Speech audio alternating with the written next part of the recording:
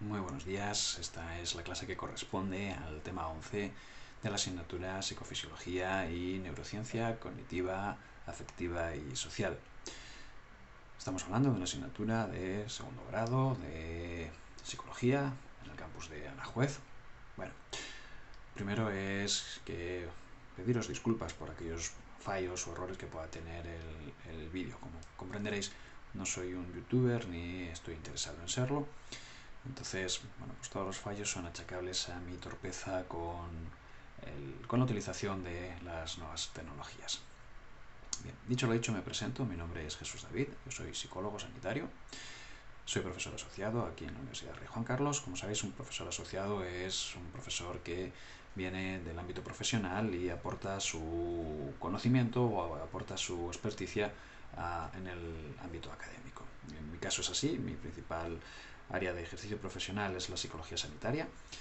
No es la docencia, pero bueno, por suerte disfruto de la docencia, me gusta la docencia, y mientras la universidad cuente conmigo, pues aquí estaré.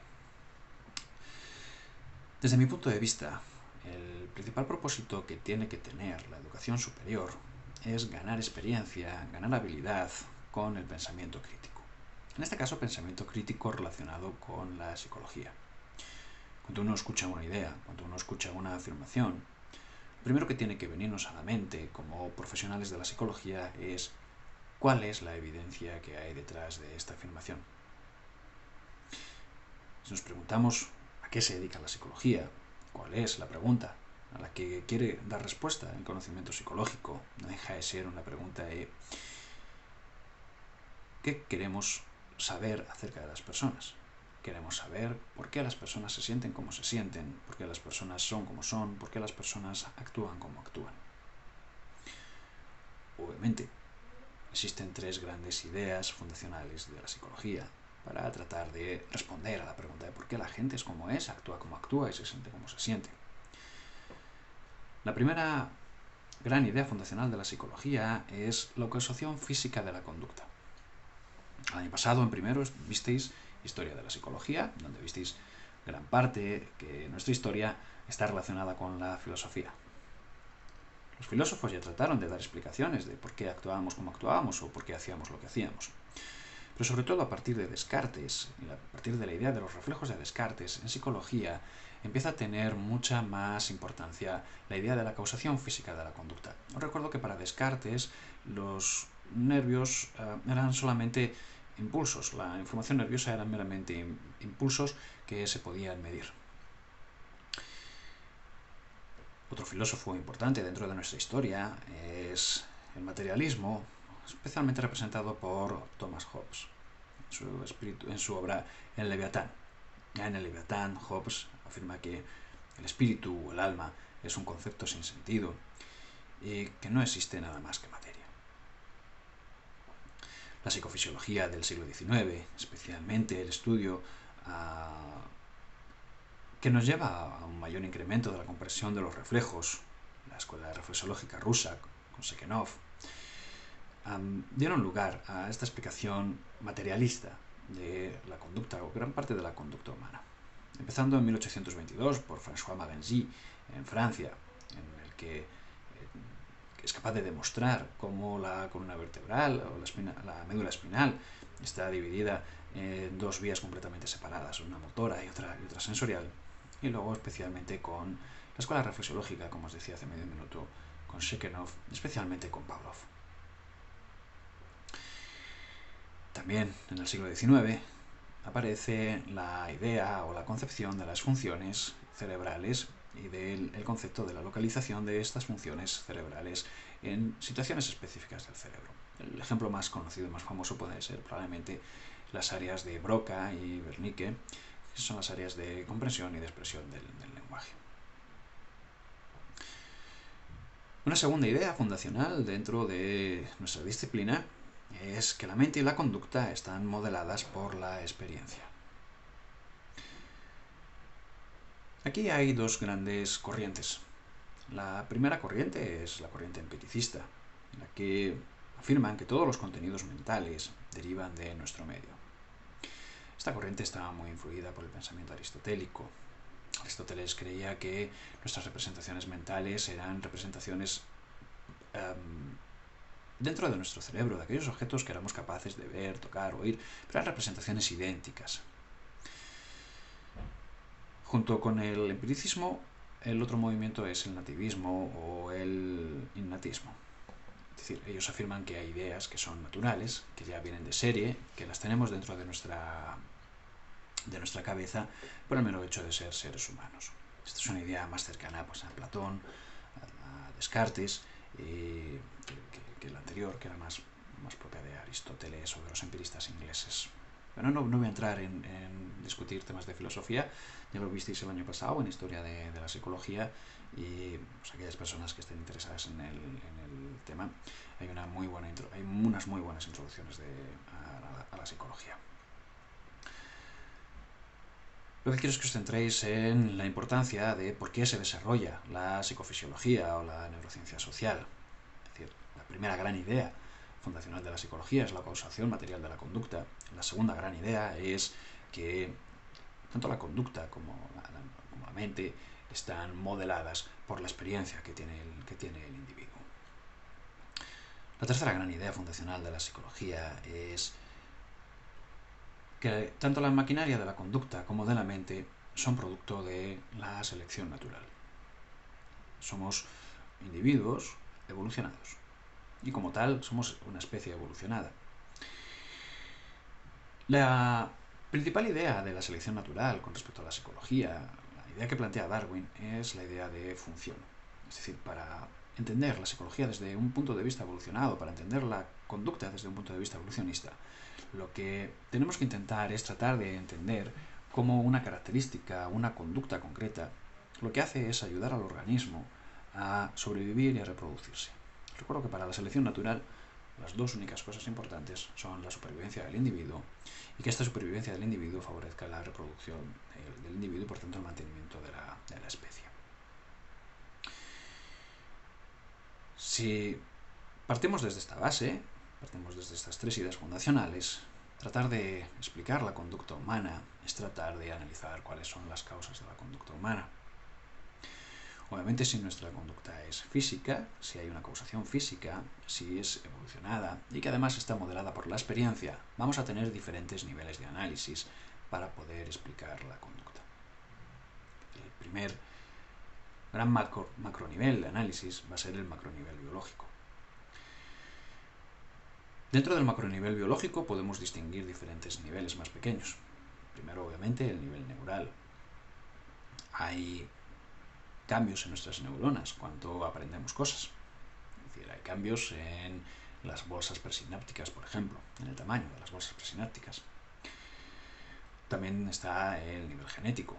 Hay conductas que son genéticas, que son heredadas, que son propias de la especie y que difícilmente podemos extinguir.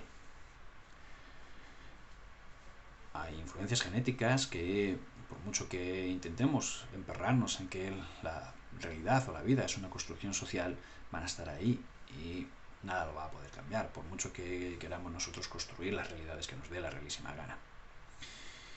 Y por último, la explicación evolucionista. No voy a entrar aquí, dentro de las explicaciones evolucionistas hablaremos de ello ahora un poquito más adelante. Un segundo macronivel sería el macronivel ambiental. Y dentro del macronivel ambiental, lo que trataríamos de hacer es ver diferentes microniveles. El primer micronivel sería el aprendizaje.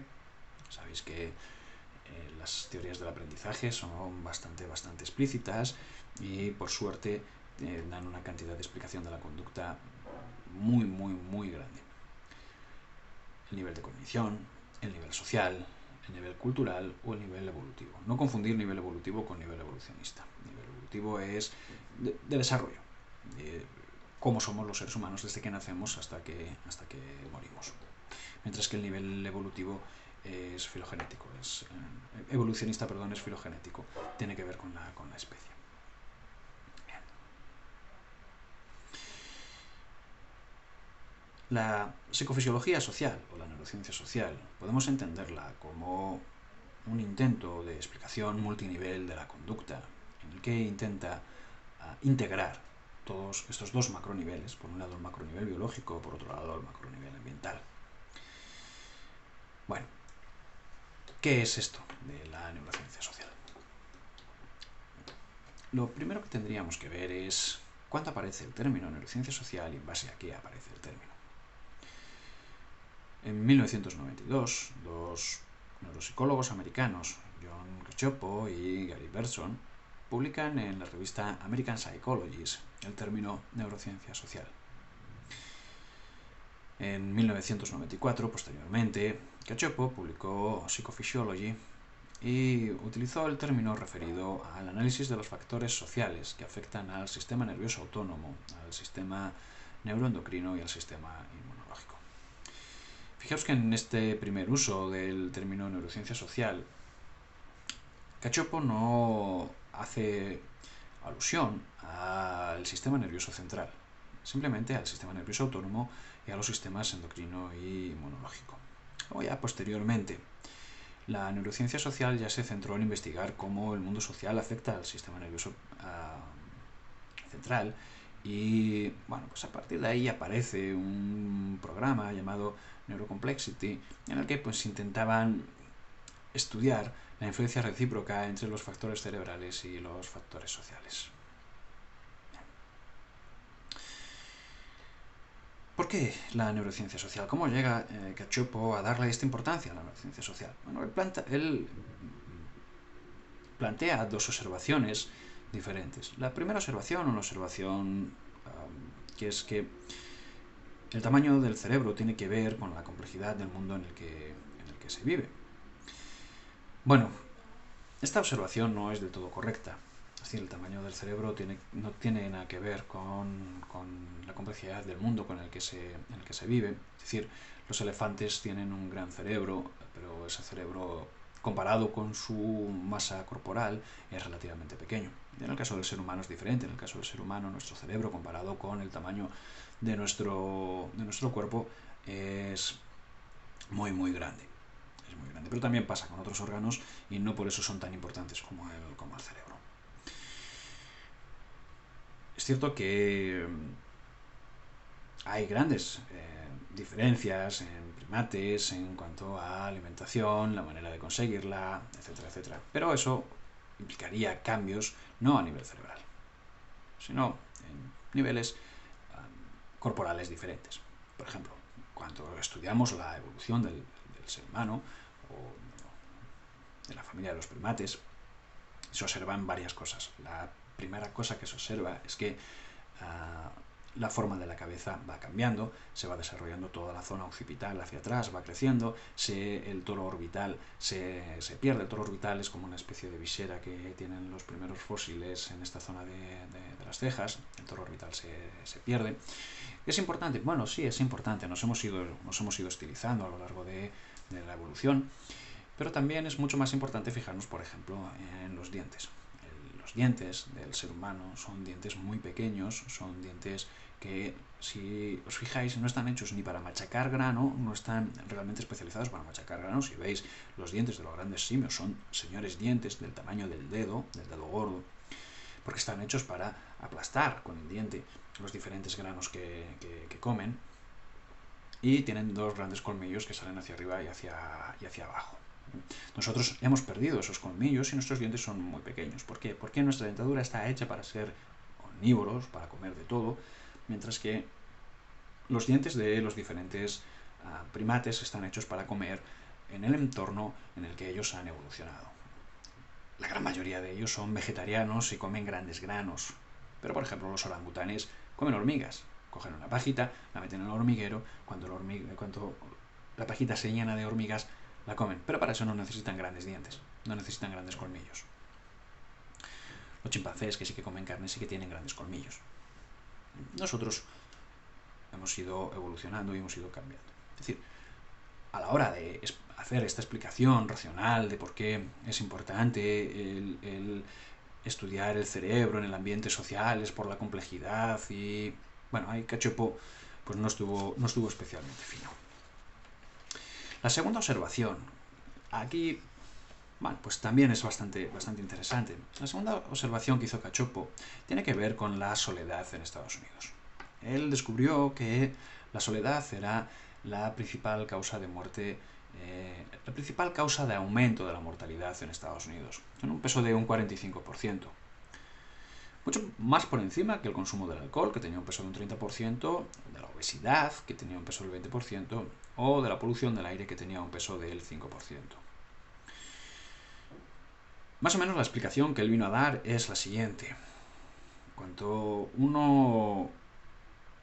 La soledad tiene cierta incidencia a nivel celular, ya que cuando uno empieza a tener percepción de soledad, aparecen repercusiones a nivel neurológico y endocrino. Es decir, uno entra en una especie de estado de autopreservación, vamos disminuyendo la actividad física y mental, se van eliminando diferentes tipos de relaciones sociales y uno adquiere pues una actitud defensiva ante la vida para evitar todo aquello que pueda ser potencialmente peligroso. Una vez que uno está en esta actitud defensiva, lo que sucede es que aumentan los niveles de cortisol y de estrés crónico, y como sabéis el cortisol daña a cierto grupo de neuronas, especialmente las neuronas del hipocampo. Se producen daños a nivel neurológico, a nivel auditivo aparece una amplificación de los sonidos, aparecen pues diferentes tipos de pitidos y demás, a nivel visual aparece desmayos, chiribitas, cosas por el estilo. Todo ello refuerza el aislamiento y al reforzar el aislamiento el incremento de estado de vulnerabilidad, lo que mantiene los niveles de tensión y de cortisol, afectando el sistema inmunitario, mayor probabilidad de ponerse enfermo, etcétera, etcétera. Si os fijáis, es una pescadilla que se muerde la cola. Bueno, como os he dicho al principio, lo interesante que tenemos que intentar lograr en esta asignatura, al igual que en todas las asignaturas de la carrera, es cierta capacidad de pensamiento crítico. La descripción que hace Cacioppo es una descripción de lo que hoy llamaríamos un estado afectivo mixto. Es decir, parte de la descripción corresponde con descripciones del trastorno depresivo mayor y parte de la descripción corresponde con descripciones de los trastornos de ansiedad. Bueno, en un vídeo posterior os hablaré de algunos trabajos que existen hoy en día en psicofisiología y que son interesantes y que se pueden leer y que están publicados para el gran público. Bueno, al final Cacioppo da esta explicación de la importancia de la soledad. Lo que se trata de resaltar es de la importancia que tiene la situación social a nivel fisiológico, no solamente a nivel conductual, sino también a nivel fisiológico, a nivel cerebral, a nivel de nuestro propio organismo y cómo está todo interrelacionado. Bueno, en el año 2006, los editores de la revista Social Neuroscience, Sethi y Keenan, empiezan a hablar de la neurociencia social como algo con identidad propia. Empiezan a hablar de la neurociencia social como una parte propia de la psicología, parte de las neurociencias, y con un paradigma que funciona a multinivel. Bueno, ¿cuál es este paradigma multinivel? Hablábamos antes que cuando buscamos explicar las cosas, explicar algo es buscar las causas. Y que dentro de la causación de la conducta, en cuanto a la causación es material, podemos buscar causas a nivel orgánico y a nivel social, y que en este caso la neurociencia social lo que hace es intentar buscar en todos ellos. Digamos que intenta ser un paradigma integrador. Más adelante, en 2005, Nathan, Emery y Alexander hicieron la distinción entre neurociencia cognitiva social y neurociencia social pura y dura. El tema siguiente será el dedicado a la neurociencia cognitiva social, que son el estudio de los mecanismos neurobiológicos y de los procesos superiores, mientras que la neurociencia social sería el estudio neurobiológico de la conducta social desde una perspectiva comparada. Bueno, básicamente es una separación arbitraria de los diferentes temas que se pueden estudiar en neurociencia social. cuáles afectan más un aspecto cognitivo y en cuáles afecta menos ese aspecto cognitivo. Pero no deja de ser una separación arbitraria. Esta separación corresponde precisamente con la separación de los temas en la guía docente, con el tema 11, que es este, que es el tema de introducción a la neurociencia social. En el tema 12 veremos la neurociencia cognitiva social y en el tema 13 y último lo que veremos será la neurociencia social como tal. Bueno. ¿Qué contribuciones puede hacer la neurociencia social a la psicología? Bueno, pues algunas de las contribuciones que puede dar la neurociencia social a nuestra rama del saber, pues obviamente el primero es intentar explicar la complejidad de los mecanismos subyacentes a la conducta, en este caso a la conducta social. Es tremendamente difícil el poder estudiar el comportamiento social a nivel cerebral. Es muy complicado y la neurociencia social nos puede ayudar a entender que si hay un nivel de oxitocina, las personas van a ser más amables, más cariñosas o van a estar más apegadas las unas a las otras, o si por el contrario, si lo que hay es un nivel mayor de vasopresina, se va a ser más agresivo o no se va a ser tan agresivo. Esto que acabo de decir de la oxitocina y la vasopresina lo he dicho al vuelo, es decir, no sé si exactamente los niveles de oxitocina o los niveles de vasopresina van a generar mayor afectividad o mayor agresividad. Es un ejemplo nada más. También, algo que aporta la neurociencia social es la utilización de pruebas empíricas a nuestro ámbito de conocimiento. Nos ayuda a la comprensión de los trastornos físicos y psicológicos. Nos intenta ayudar a una mejor comprensión de los procesos fisiológicos relacionados con la enfermedad y la inmunología. Y por último, nos ayuda a hacer una conceptualización diferente de algunos fenómenos sociales como son el apego, la moral, los prejuicios, la cognición social o la toma de decisiones. Un ejemplo de cómo nos puede ayudar todo esto a entender y a enriquecer es el libro de Robert Maria Sapolsky, ¿Por qué las cebras no tienen úlcera? Es un libro del que os hablaré en un vídeo aparte, pero es, por ejemplo, un buen trabajo como un neuroendocrino estudia, investiga la ansiedad y por qué las cebras no tienen úlcera. Su subtítulo es La guía definitiva del estrés.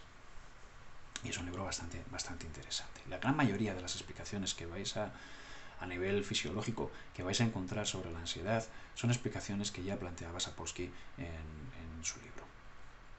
Y del que hay resúmenes buenísimos en YouTube, al que los podéis buscar. Si tuviéramos que definir qué es la neurociencia social, podemos encontrar varias definiciones.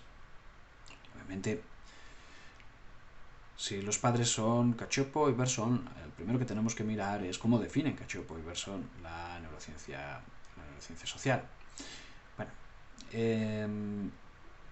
ellos definen como es la rama que trata de especificar los mecanismos neuronales, hormonales, celulares y genéticos que subyacen al comportamiento social y al hacerlo poder comprender las asociaciones e influencias entre los niveles social y biológico de organización. Bien. Volvemos a lo mismo, os recordaba que hay dos grandes macroniveles, está el macronivel social, está el macronivel biológico. Lo que se trata es de comprender las asociaciones que hay entre estos dos grandes niveles y cómo, pues especificando los mecanismos primero neuronales, hormonales, celulares, genéticos, que cambian siempre que hay algún cambio social o siempre que hay algún cambio en cualquiera de los niveles. Pondremos un ejemplo más adelante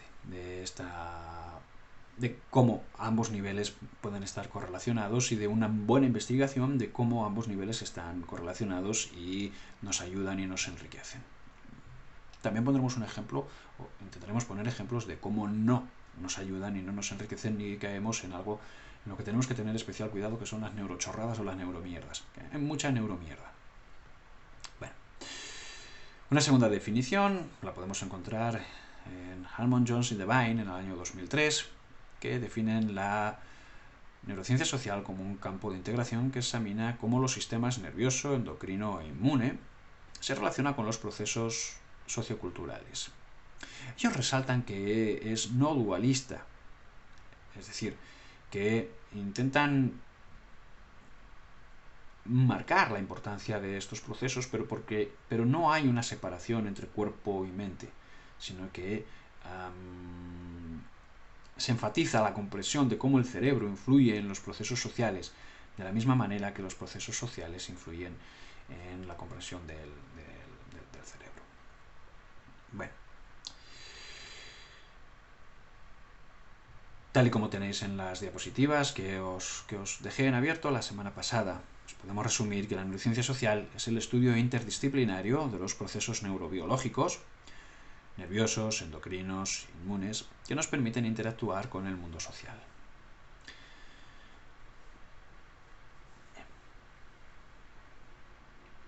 Osner, en el año 2007, postuló que la neurociencia social pretende realizar inferencias funcionales sobre los procesos asociados con sistemas cerebrales específicos, para posteriormente realizar inferencias psicológicas acerca de los procesos que subyacen tras una conducta o una experiencia dada, utilizando la activación de sistemas cerebrales particulares como marcadores de ciertas clases de procesos psicológicos y psicosociales. Bueno, particularmente a mí esta definición de Ostner me parece excesivamente complicada. Fijaos, neurociencia social pretende realizar inferencias funcionales. ¿Cuál es la función de cierto tipo de procesos asociados con sistemas cerebrales específicos? Para posteriormente realizar inferencias psicológicas acerca de los procesos que subyacen tras una... utilizando la activación de sistemas cerebrales. Creo que es muy complicado. Probablemente Osner lo único que quería era resaltar la metateoría multinivel y que los seres humanos funcionamos a diferentes niveles interrelacionados, neural, cognitivo, social, y que deben tenerse en cuenta a la hora de buscar explicaciones de la conducta. Bien, voy a hacer aquí una pequeña parada. Me interesa mucho el desarrollo, y aquí voy a ser bastante repetitivo, me interesa mucho el desarrollo del pensamiento crítico por parte de mis alumnos. Es decir, el poco contacto que tengáis conmigo es muy importante que ganéis en la habilidad de pensar y de ser capaz de razonar y justificar vuestras afirmaciones y vuestros pensamientos. A ver, una de las discusiones que vais a encontrar dentro del campo de la psicología, los psicólogos no somos precisamente un grupo muy cooperativo entre nosotros, no somos muy corporativistas, todo lo contrario, nos criticamos mucho, y a mí me parece bien que nos critiquemos mucho. Es cierto que vais a encontrar a muchos psicólogos conductistas, y vais a encontrar a otros que son neuropsicólogos, a otros que son... y siempre con diferentes discusiones. Es decir, por ejemplo, una de las cosas que los psicólogos conductistas achacan a este tipo de conocimientos es que no sabemos absolutamente nada del cerebro. Mejor dicho, no sabemos para qué coño nos sirve saber ciertas cosas del cerebro. Por ejemplo, es que la depresión la causan niveles bajos de serotonina. El déficit de serotonina está detrás del trastorno depresivo mayor. Bueno, pues... vale, pues está bien. Pues está bien. Entonces, vais a encontrar a muchos psicólogos que niegan esta realidad, que hay un descenso de la serotonina detrás de un trastorno depresivo mayor. Bueno, ¿cuál es el problema? Desde mi punto de vista, el problema está en que tenemos que aprender a pensar en multinivel. Y es muy difícil aprender a pensar en multinivel, porque no es cierto que un descenso de la serotonina, o no hay evidencia suficientemente contrastada para afirmar que un descenso de serotonina provoque un trastorno depresivo mayor. Pero sí que es cierto que muchas personas con trastorno depresivo mayor, sus niveles de serotonina son bajos. Bien, entonces uno tiene que aprender ahí. Ahora, eso nos sirve para poder sacar la conclusión de, vale, como los niveles depresivos, los niveles de serotonina en una persona con trastorno depresivo mayor es bajo, Si le damos antidepresivos, este antidepresivo lo único que va a hacer va a ser un inhibidor selectivo de los recaptadores de la serotonina. Gracias a eso vamos a mantener niveles superiores de serotonina. ¿Vamos a curar a la persona? Bueno, pues los psicólogos no curamos. Los psicólogos hacemos otras cosas. Pero no hay evidencia que tratando la depresión con antidepresivos de este tipo, la persona sea capaz de salir de la depresión. ¿Por qué? ¿Qué es lo que falla en ambos casos? Falta un análisis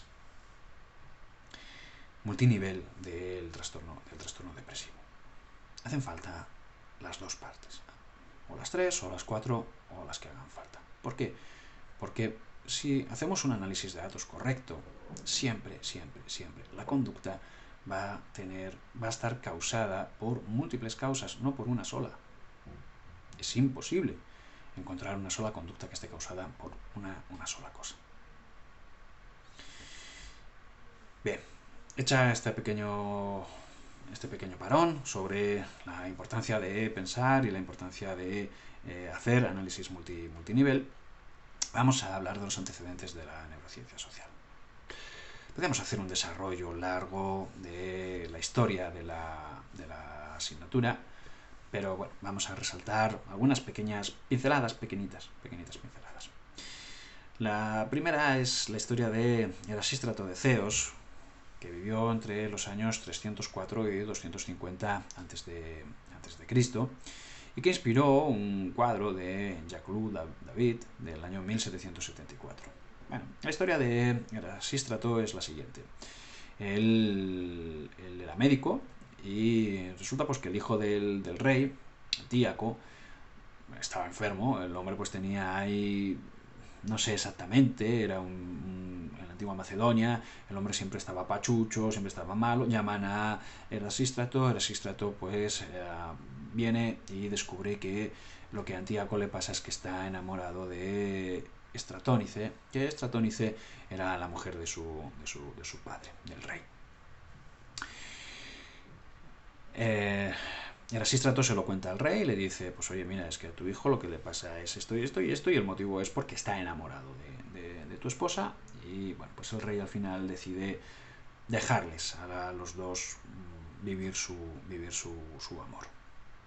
Bueno, lo interesante de la historia, no sé si es mito o si es realidad, pero lo interesante de la historia es que es la primera situación en la que dentro de la medicina, pues habiendo una repercusión física, habiendo una enfermedad física o al menos unos síntomas físicos, estos se relacionan con algo emocional y se relacionan también con una medición fisiológica de la conducta. Bien. Dentro de la historia de la medicina, los dos personajes más famosos dentro de la época clásica son Hipócrates, que vivió del año 461 al 371 a.C., y Galeno, que vivió del 129 al 199 después de Cristo. Bueno, sabéis que Hipócrates es uno de los padres de la teoría de los humores, y decía que la enfermedad o la salud tenía que ver con el equilibrio entre los distintos humores, y cada uno de los humores correspondía con los 4 elementos básicos, y bueno, pues lo importante es que en la sangre era la que controlaba la separación entre lo racional y lo emocional. En castellano tenemos la expresión es que se me calienta la sangre cuando pues, uno ve algunas actitudes o algunas conductas fuera de lo normal o de lo común. Galeno, a diferencia de Hipócrates, experimentaba con animales y bueno, pues él descubrió que en el caso de los cerdos había nervios que unían la voz, el chillido del cerdo con la cabecita del cerdo, y fue capaz de demostrar que el cerebro es quien controla la conducta del animal. Pero claro, por las repercusiones históricas, aunque todavía el cristianismo no era el pan de todos los días, él pensaba que decir esto de los seres humanos era una generalización demasiado grande y que no era exactamente igual. Si nos saltamos a los siglos XIX y al siglo XXI, podemos señalar algunos hitos acerca de la historia de la neurociencia social. Uno de estos hitos es el caso del asesino de Patrick Nogueira, donde se hizo alusión al famosísimo caso de Phineas Gage para demostrar que parte de la conducta antisocial de este asesino era por culpa de una lesión cerebral. Bueno, se desestima la prueba porque Phineas Gage nunca se convirtió en un asesino. No sé si conocéis la historia de Phineas Gage, es probablemente una de las historias más famosas de psicología. No os la voy a contar aquí, en YouTube podéis encontrar un montón de información sobre la historia de Phineas Gage, y creo que quien mejor lo ha contado en los últimos años es Antonio Damasio, en un pequeño libro que se llama El error de Descartes. Es un libro bastante interesante, en el que además Antonio Damasio ya ahí plantea su teoría de los marcadores somáticos. Interesante lectura. Bueno, en los años 50 en Estados Unidos hubo que aprobar una ley en la que se prohibía la expresión pública de los prejuicios raciales. Gracias a Netflix y a estas multiplataformas de series de televisión y demás, podemos ver mogollón de series en los que nos podemos hacer una pequeña idea de cómo podían ser las situaciones en Estados Unidos, donde, por ejemplo, cuando tú ibas a coger un autobús, había autobuses para negros, autobuses para blancos, y cuando había un autobús que podía ser para los dos, había sitios, los de delante, que estaban destinados para los blancos y los de atrás que estaban destinados para los negros, y ya si eras negra, date por jodida. Y de hecho eso es lo interesante o lo importante del personaje de Rosa Parks. Rosa Parks fue una chica negra que se negó a cumplir con este tipo de separaciones y entró por derecho propio en la historia de los Estados Unidos de América.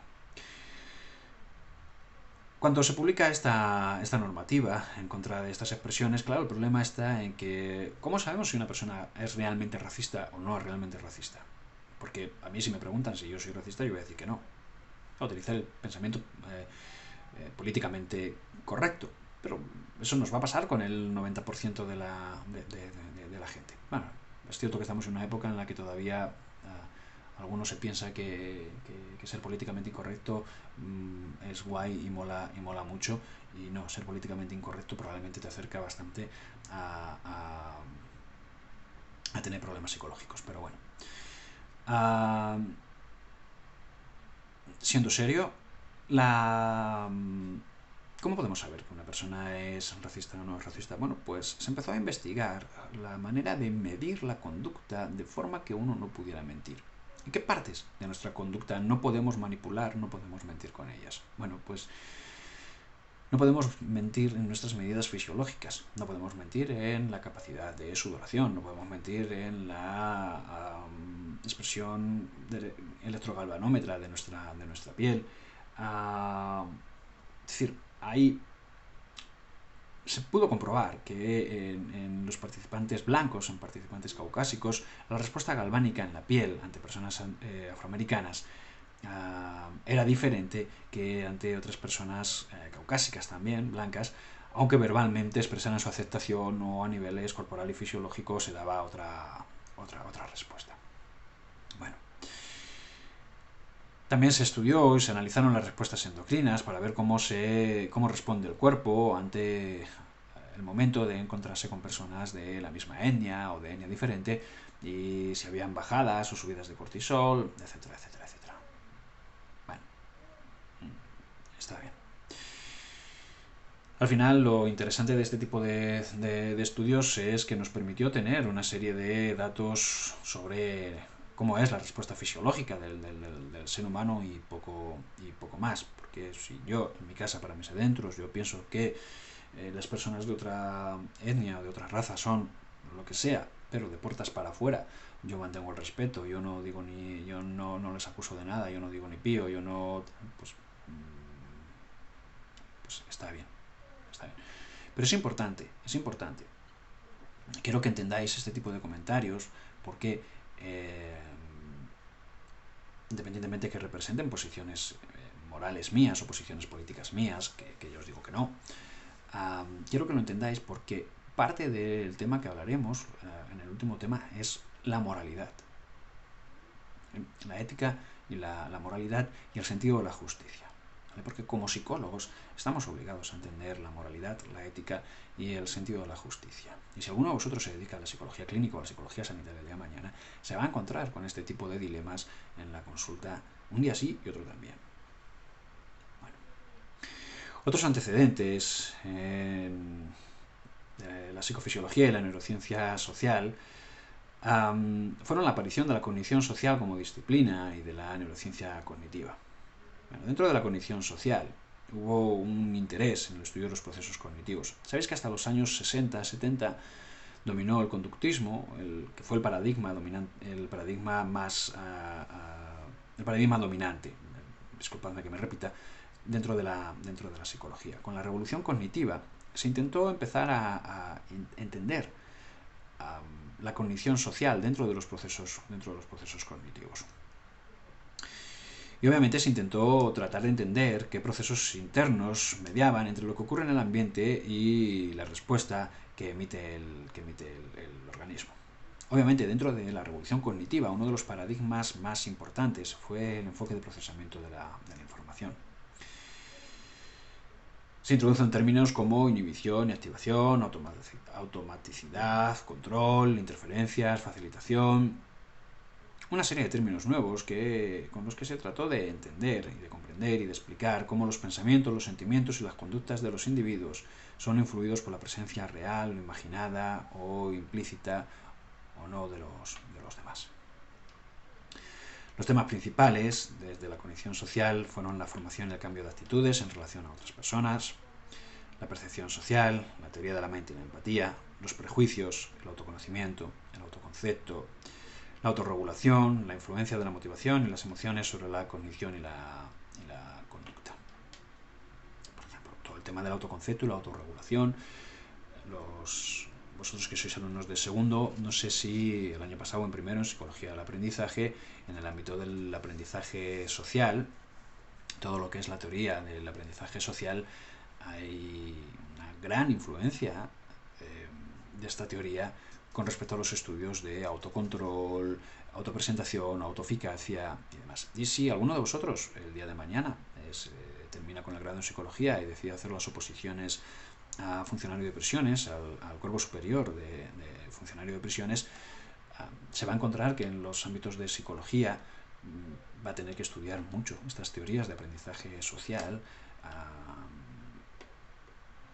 por su enfoque en el autoconcepto, en la autorregulación e incluso en la expresión de la conducta violenta. Especialmente a Albert Bandura, que está a matacaballo entre el final del conductismo y el inicio del cognitivismo.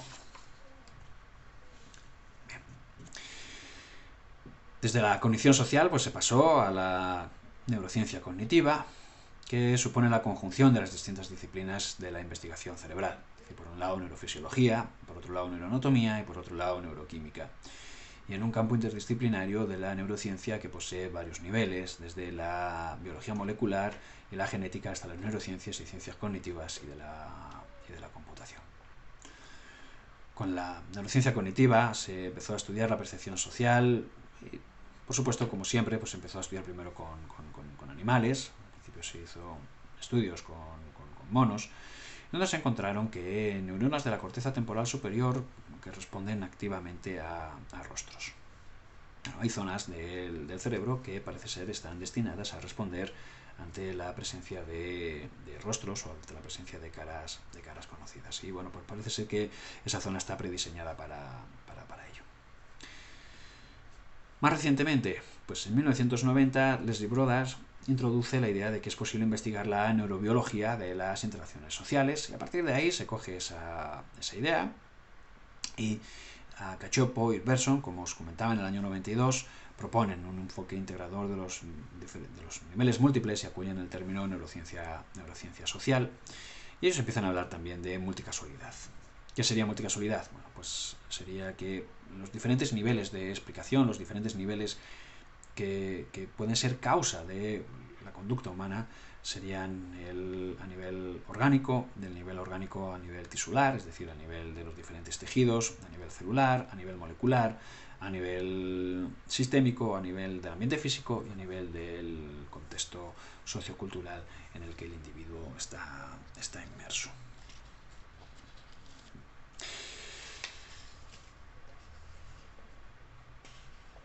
Este nivel multicasual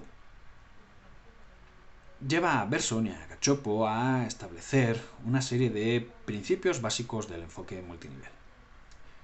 Estos son 3 principios y un corolario. El primer principio del enfoque multinivel es el principio del determinismo múltiple. Un evento que ocurre en un nivel de organización puede tener múltiples antecedentes en, dentro o a través de los demás niveles de organización.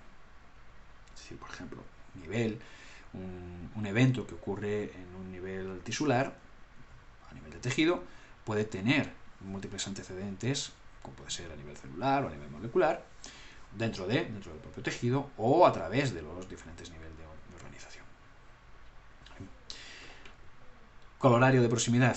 El corolario es un principio que se deriva del principio anterior, que es que la complejidad del análisis aumenta al hacerlo el número de variables intervinientes y al tener que proceder a través de varios niveles de organización diferente. Entonces tenemos que pensar en análisis en red, porque cuanto más nivel de variables tengamos, más complejo es el análisis, más complicado y mayor número de variables intervinientes vamos a tener. El segundo principio sería el principio del determinismo no aditivo, que lo que viene a decir es que las propiedades del todo no resultan siempre predecibles a partir de las propiedades individuales que lo componen. Aquí yo creo que la mejor idea es la mente, si es que podemos decir que existe la mente. De las propiedades del cerebro no podemos concluir las propiedades de la mente. Las propiedades del cerebro como elemento físico no podemos concluir las propiedades de la mente. Y de hecho podemos hacer una pregunta filosófica. Es decir, yo tengo 2 gatos, ¿mis gatos tienen mente? Cerebro tienen, estoy seguro que tienen cerebro. Mente. Bueno, ahí lo dejo. Los análisis centrados en un solo nivel que intentan explicar los fenómenos mediante elementos de ese mismo nivel, los análisis uninivel, pueden no ser significativos o estar incompletos. Es decir, es cierto que el todo es más que la suma de las partes y que todos los niveles interrelacionan, pero eso no quiere decir que a partir de los elementos individuales seamos capaces de predecir las características del todo. Y por último, el principio del determinismo recíproco, que lo que viene a decir es que existen influencias mutuas entre los factores micro y los factores macro. Existen influencias mutuas entre los elementos biológicos y los elementos psicosociales, y que este tipo de influencia es multicasual, en red y multidireccional, siendo necesario tener en cuenta todo a la hora de poder analizar la conducta humana. Bien. Análisis multinivel, y que este análisis multinivel tiene estos 3 principios y un corolario. El principio del determinismo múltiple, con su corolario de proximidad, el principio del determinismo no aditivo y el principio del determinismo recíproco. Además de Cacioppo y de Bergson, otra persona influyente dentro del mundo de la neurociencia es Antonio Damasio y su concepto de autonoética. Damasio estudió pacientes con daño cerebral y encuentra que la red de la corteza frontal, la amígdala y la corteza somatosensorial juega un papel bastante importante en la percepción social, de los juicios sociales, en la cognición y en la toma de decisiones. Sinceramente, Damasio, yo he leído tres obras de él, que están hechas para el gran público. Imagino que tiene más, pero yo he leído 3. La primera, El error de Descartes. Esa es fundamental, es importantísima, que os la comenté antes, que es donde viene la explicación del caso famoso de Phineas Gage. La segunda obra fue En busca de Spinoza, una obra interesante, a matacaballo entre la neurociencia y la filosofía. Y por último, la última que he leído es Cómo el cerebro creó al hombre, que trata de explicar la evolución de la conciencia. Interesantísimos los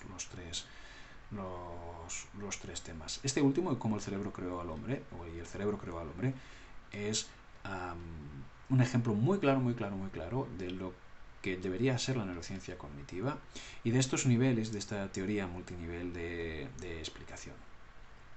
Bueno. Más autores. En el 97, Nancy Kantwisher, neuropsicóloga estadounidense, utilizando resonancias magnéticas funcionales, encuentra que el giro fusiforme está implicado en la percepción y en el reconocimiento de los rostros. Ya hemos hablado que también hay zonas en el cerebro de los monos rhesus que también son capaces de responder ante rostros conocidos. Y Ralph Adolph en el año 99 pues igual estudió los mecanismos neuronales implicados en la percepción y reconocimiento de ciertas clases de estímulos y sobre todo bueno, pues intentó mapear el cerebro con las relaciones en medio de las relaciones interpersonales. Un último apunte, en el año 2001 se celebró la primera conferencia sobre neurociencia cognitiva y social, se hizo en la Universidad de California, Los Ángeles, y bueno, pues como sabéis, hoy en día existen al menos 2 revistas científicas sobre la neurociencia social, Social Neuroscience y Social Cognitive and Affective Neuroscience.